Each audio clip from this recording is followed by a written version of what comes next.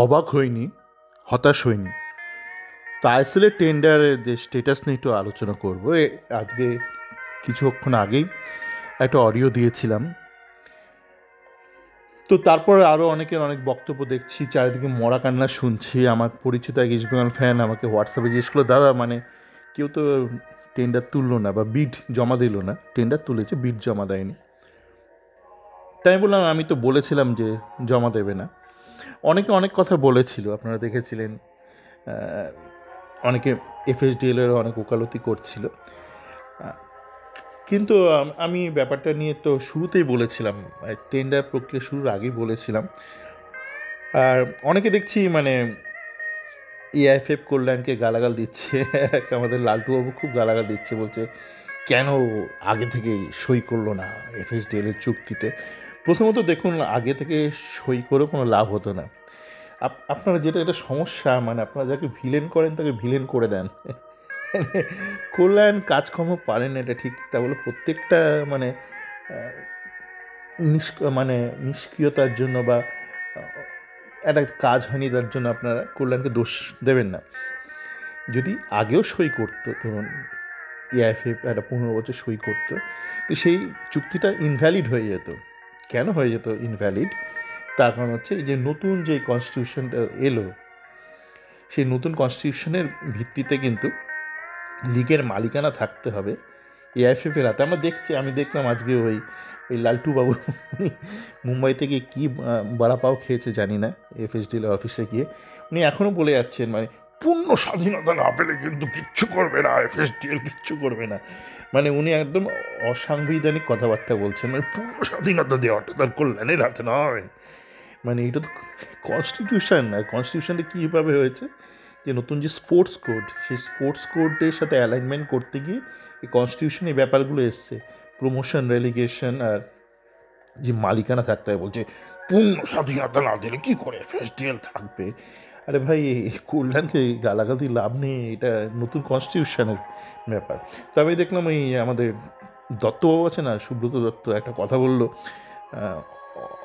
Old sports না কি যেন চ্যানেলটার নাম ভুলে যাচ্ছি।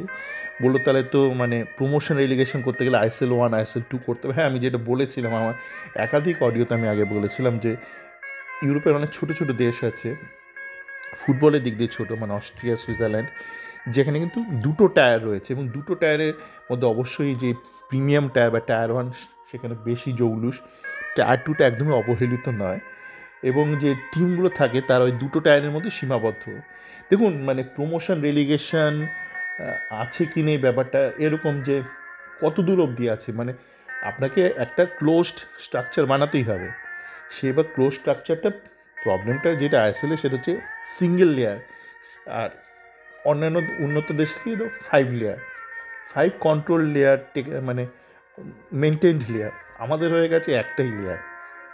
তো আপনাকে যেটা মানে এইসব অস্ট্রিয়া, সুইজারল্যান্ডেরা যেটা করেছে, এদের একটা সীমাবদ্ধতা আছে, ফুটবলের দিক থেকে বিশাল পয়সা তো নেই, তো এরা দুটো লেয়ার করেছে, ওর মধ্যে কিন্তু আপ ডাউন হয়। প্রমোশন রেলিগেশনটা তো আপনি হচ্ছেন প্রমোশন রেলিগেশন মানে এমন নয় যে 5খানা লেয়ার আছে, মানে দুটো লেয়ার আছে।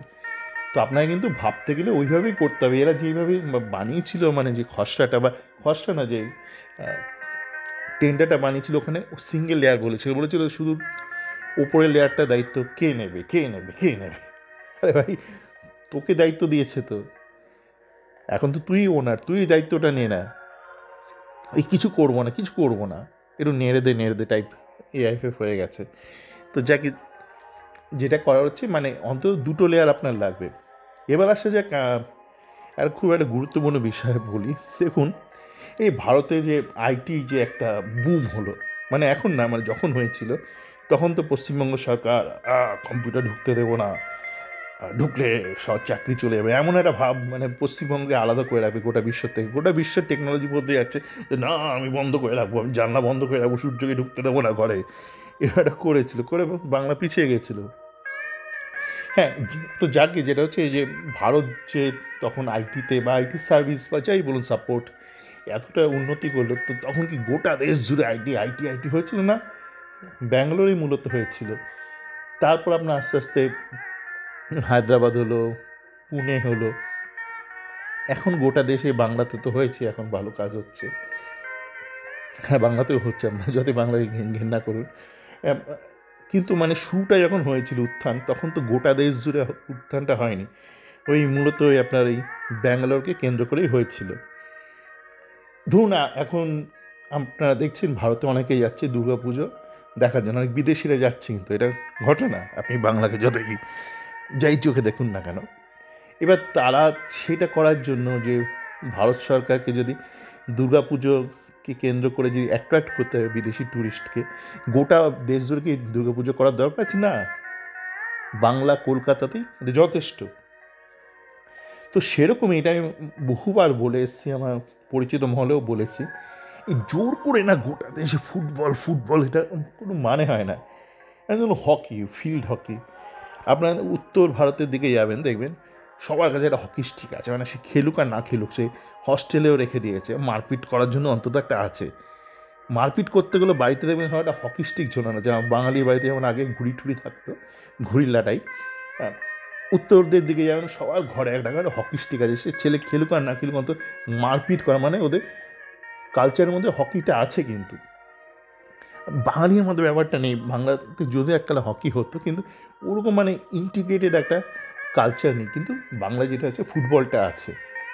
তা আপনি যদি দেখেন মানে ফুটবলটা কোথায় খেলা হয়, বাংলায় হয় আর নর্থ ইস্টের স্টেটগুলোতে। গোয়াতে কিন্তু ফুটবলটা অতটাও জনপ্রিয় নয়, মানে আছে, গোয়াটা ছোটো, মানে ধর্তব্যের মধ্যেই ধরা উচিত নয়। তা আপনাকে ফুটবলটাকে আগে জনপ্রিয় করতে হবে, বা ফুটবল আপনাকে উন্নতি করতে হবে, আপনাকে ইন্টারন্যাশনাল লেভেলে ভালো করতে হবে। তার জন্য গোটা দেশকে খেলার দরকার নেই ফুটবল। বাংলার এখন যা মানে জনসংখ্যা, ইউরোপের অনেক দেশের থেকে অনেক বেশি জনসংখ্যা, যেসব দেশ খেলে চলেছে বহুদিন ধরে, মানে পৃথিবীতে এরকম প্রচুর দেশ আছে যারা নিয়মিত ওয়ার্ল্ড কাপ খেলে, তাদের থেকে প্রচুর বেশি জনসংখ্যা কিন্তু বাংলার মধ্যেই। তো আপনি বাংলা থেকে কিন্তু মানে যদি ঠিকঠাক করে পরিকল্পনা করতে পারেন, বাংলা থেকেই কিন্তু একটা ভারতীয় টিম বানাতে পারবেন, মানে আজকের দিনে নয় বলছি, মানে আগামী ভবিষ্যতে যারা বিশ্বকাপ খেলতে পারে। এবং একবার তখন ওইটা হলে তখন দেখবেন আস্তে আস্তে অন্যান্য অঞ্চলে ফুটবলের জনপ্রিয় হচ্ছে। এখন আপনি জোর করে মানে গোটা দেশকে ফুটবল গেলাতে চাইছেন আর বলছেন এর ফ্যান বেস নেই, 15 বছর হয়ে গেছে, 10 বছর হয়ে গেছে, এখানে ফ্যান তৈরি হয়নি। বাংলা কেরালাতেই যা আছে, তা আপনাকে তো সেই জন্য বলছি, মানে শুধু আপনি যদি বাংলা কেরালা আর নর্থ ইস্টে যদি একটু ফোকাস করেন, সেটাই যথেষ্ট আপাতত। যেমন ধরুন যখন আইআইটি চালু করেছিল পণ্ডিত নেহরু, তখন তো মানে কি মানে গোটা দেশ জুড়ে আইআইটি করেছিল, ইন্ডিয়ান ইনস্টিটিউট অফ টেকনোলজি, করে তো নি, খড়গপুর, কানপুর, চেন্নাই, মুম্বাই, এই গুটি কয়েক করা হয়েছিল, 4টের মতন আমার যতদূর মনে আছে করা হয়েছিল, এখন অনেক বেড়েছে।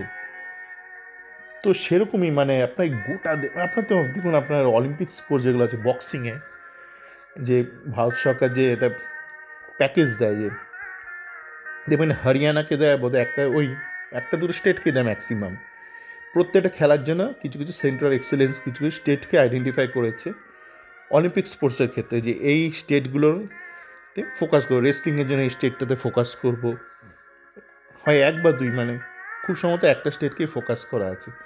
এবং সে টাকাটা সেখানে বরাদ্দ হয়, যে যেইভাবে মানে আপনার ওই শকুনির ক্ষেত্রে হয়েছিল, মনে আছে তো, শকুনি অল্প বয়স যখন ছিল ওদেরকে কারাগারে রাখা হয়েছিল এবং পুরো পরিবারকে খুব কম খেতে দেওয়া হতো, মানে এতই কম খেতে দেওয়া হতো যে সেই খাবার যদি তারা প্রত্যেকে খেত নিয়মিত, প্রত্যেকেই মারা যেত অনাহারে। তো তখন তারা কি ঠিক করলো যে তারা পরিবার অন্তত একজনকে বাঁচিয়ে রাখবে, তো সবাই না খেয়ে থেকে নিজেদের ভাগের খাবারটা তারা শকুনিকে খাওয়াতো। তো শকুনি বেঁচে গেল, বাকি সবাই না খেয়ে মারা গেল। তাদের একটা ইচ্ছে ছিল শকুনি যেন বেঁচে থেকে একটা প্রতিশোধ নেয়, তার থেকেই মহাভারতের এই যুদ্ধ, কৌরব পাণ্ডবদের ধ্বংস করলো শকুনি। তো সেরকমই আমাদের ভারতবর্ষে এক তো অর্থের একটা সীমাবদ্ধতা আছেই, তার থেকেও বড় কথা হচ্ছে ফুটবলটা তো জনপ্রিয় নয় সেই অর্থে, আপনাকে এটা মানতে হবে।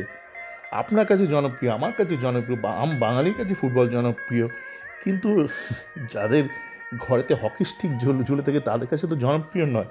তো আপনি এগুলো জোর জবরদস্তি কেন করছেন?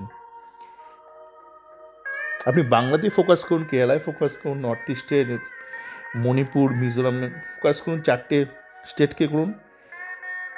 গোয়াটাকে রাখলেও রাখতে পারেন, এতই ছোটো, মানে ওখানে সাধারণ মানুষের মধ্যে খুব একটা পপুলারিটি নেই।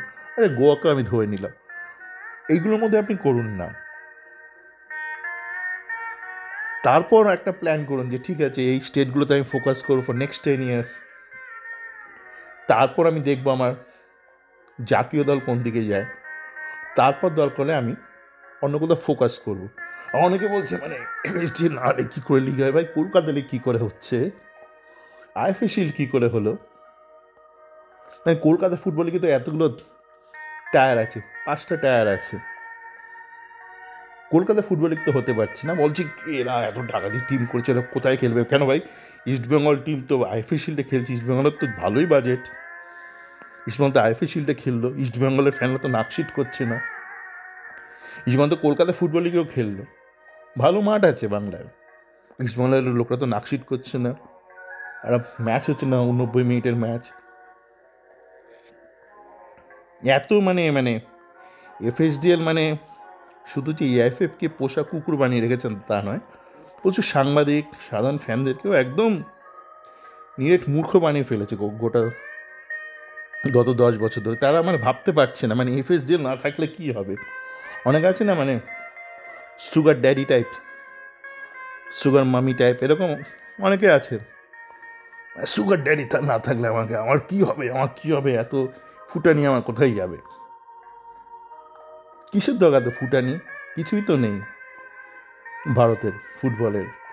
আন্তর্জাতিক মানে গিয়ে বাংলাদেশের সাথে হোঁচট খায়, নেপালকে কোনো মতে হারায়, বাকি সবাই সে ঠাস ঠাস করে থাপ্পড় মেরে চলে যায়। তারা তো ফুটানি কিসের?